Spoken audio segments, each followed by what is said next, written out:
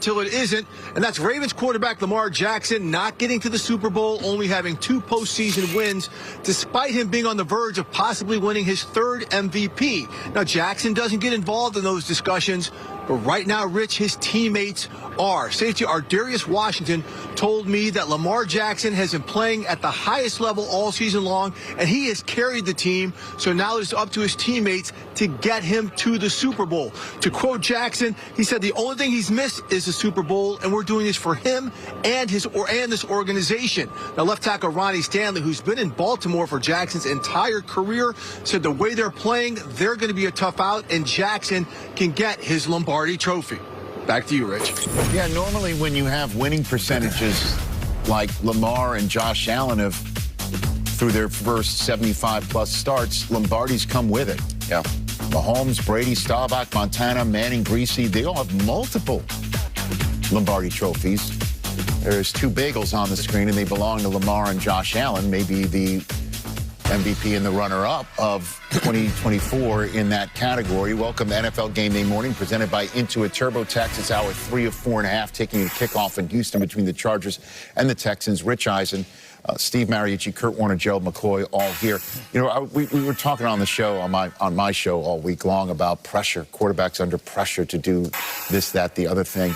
And, you know, when you guys are all done, I'll give you my 2 cents on the subject matter. But just in this conversation, Lamar and Josh Allen, they could be the MVP, one of them, and one of them could win the Super Bowl, or Patrick Mahomes will potentially, just like Game of Thrones, say, not today. Which one's under more pressure to make a Super Bowl run, Steve Mariucci? Lamar is, but when you look at these 2 teams earlier in the year, you got the Bills, who actually lost some players, right? You got Josh Allen with high expectations, and he's Superman, but then Diggs and Gabe Davis gone, and then there are 3 guys in the secondary, Milano. And so their expectations, I don't think, were got to win the Super Bowl or bust. It wasn't that. So they lost players, where King Henry was signed to take the next step and help Lamar Jackson win a Super Bowl. And when you have MVPs and when you have all the success and a built team with defense, all of it, the expectations are you got to do it. And Lamar's only 2-4 in the playoffs, so a lot of pressure on Lamar. He loves it, but there's pressure on him. Yeah, I believe it's Lamar as well. I mean, I think there's pressure on both these guys to get over the hump and show that they're championship quarterbacks, even though we know that they are. They just got to go through that guy in Kansas City. But I believe it's more because of how these 2 guys have played in the playoffs. I mean, Lamar is a 2-time MVP, possibly 3-time, as Rich mentioned, but he hasn't played up to that same standard in the playoffs. The playoffs haven't been as good to him in terms of just even putting up the stats and doing those sorts of things. You mentioned his record, Coach, at just 2-4. And so that, to me, is where the pressure comes from, is that he's been so unbelievable in the regular season. He hasn't been that same player in the postseason. And I believe that's what everybody wants to see, to kind of really solidify him as that other guy besides Patrick Mahomes. And we just haven't seen it for whatever reason up to this point. Yeah, and I'm going to go Lamar Jackson, too.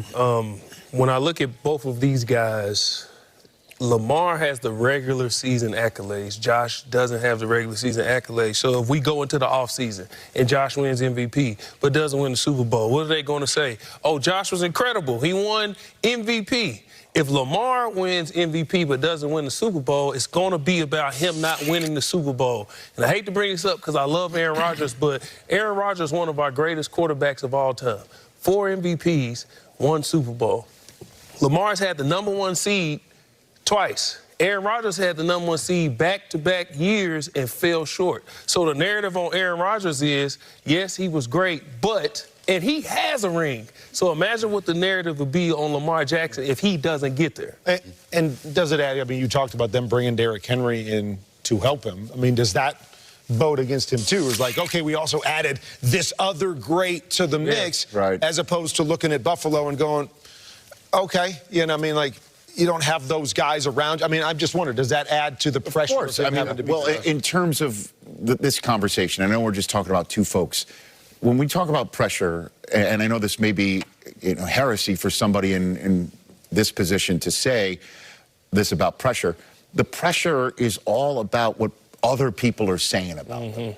The media, fans, or whatever. To me, pressure just to open it up a little bit wider here, is about quarterbacks who have either never had the opportunity before or maybe never getting the opportunity again, which might be an indication of why they never had it before. So in terms of quarterbacks in this entire playoffs, that I think, if you want to talk pressure, you're talking about either Sam Darnold, right, who's under this position, 14 wins, here we go. Like, you haven't had this moment before. How will he handle it? When will he get it again? Will he stay in Minnesota? Will he not? I mean, that's pressure.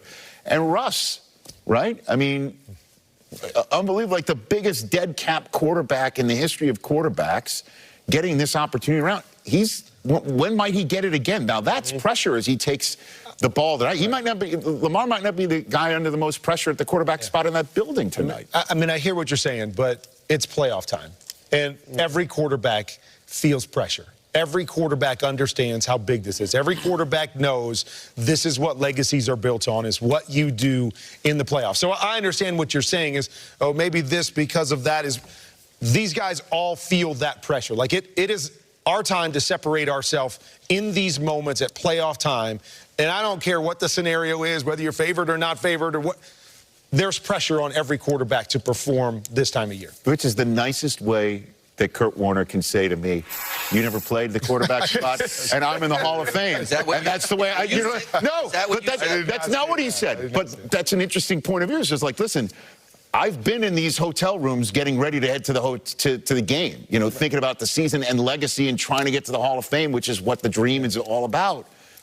Well, and been on both sides, you know, of being the favorite, being, all of those different things. The pressure is the same. It's playoff time. It's time to win. You put it on yourself, or you listen to what other people are saying?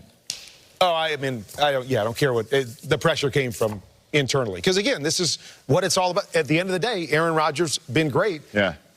It's what you do in these moments that you want to, you know, signify who you are as a player. So I just think they all feel it. Fun stuff, or at least in terms of us talking about it. Right. Maybe not if you're under pressure. You know what I mean?